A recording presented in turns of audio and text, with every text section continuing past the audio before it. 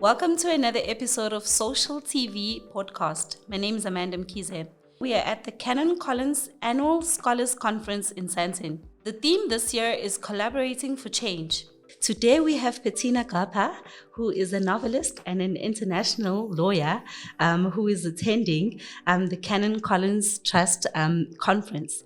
Thank you for joining us, Petina. Thank you very much. It's a pleasure to be here. Thank you so much. And can you just kindly tell us about your experience with regards to the conference so far?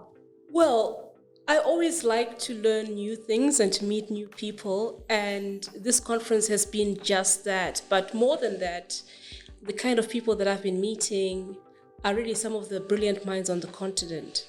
And my understanding of the conference is that it's an annual event that puts together the different CANON Collins scholars studying at different universities, and it takes a very multidisciplinary approach because everybody from every discipline is invited to share their research, to talk about the things that are making them excited and the things that they're passionate about. So for me, it's just been wonderful not only to be here as the keynote speaker. It's just been exciting to go from panel discussion to panel discussion, listening to what is exciting and exercising the minds of these brilliant scholars. Okay, and then let's talk about your keynote address. That was an amazing address. I myself was very intrigued, and there were very insightful points that you made. Earlier on, you spoke about joining government. Can you just kindly tell us about that very briefly? Yes, I have, as you very kindly said at the beginning, I have two parallel tracks to my life. I'm a writer and storyteller, but I'm also an international trade lawyer who's advised governments, including my own. So I thought, what can I bring to this conference that will be just a little bit different? I could just have done a PowerPoint on the importance of African trade, which is a passion of mine, or I could have done a PowerPoint on how we can better build our institutions. But I thought, let me tell them a story about how I tried to do something that is very central to the theme of this conference, which is collaborating for change. I tried to go in there to advise my government because I thought I could be a collaborator for what I thought was a change that had come to my country. So what I did in my keynote address was that I read from the first chapter of my memoir, which is partly looking at my time advising government, but it also goes back to my childhood because it's very much a book about how libraries and books and scholarship transformed me. Okay, talking about collaborating for change, we consider you as a game changer. Mainly because, you just recently translated the Old MacDonald has a farm, Not quite Old MacDonald, but certainly Animal Farm. Sure. So can you just tell us more about that?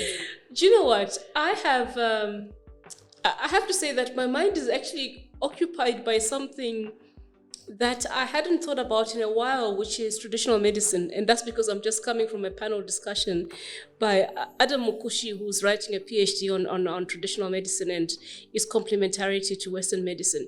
So it's just to show you the kind of mind I have. My mind is a sieve. I absorb everything and I'm interested in everything. So there are all these different tracks to my life. And one of them is that I'm very passionate about indigenous languages. And that's because at a very early stage in my life, I lost my language, the Shona language of Zimbabwe. I lost it because of the kind of, formerly all-white school that I went to. And then I recovered it much later. And in recovering it, I made a commitment to it. And one of the things I've always wanted to do was to write in the language. But because I lost that lyrical facility at a very key moment of my education, I thought to myself, let me see if I can start by translating. So I put together a group of incredible people on Facebook. It started off as a joke on Facebook. I translated the first page of George Orwell's Animal Farm and I said, who wants to join me in doing it? And I ended up with 20 friends translating this book, which I had to winnow down because people were bringing different dialects and all the rest of it into it. And in the end, a friend of mine, Tinashe Muchuri, we finished the project and we published the book.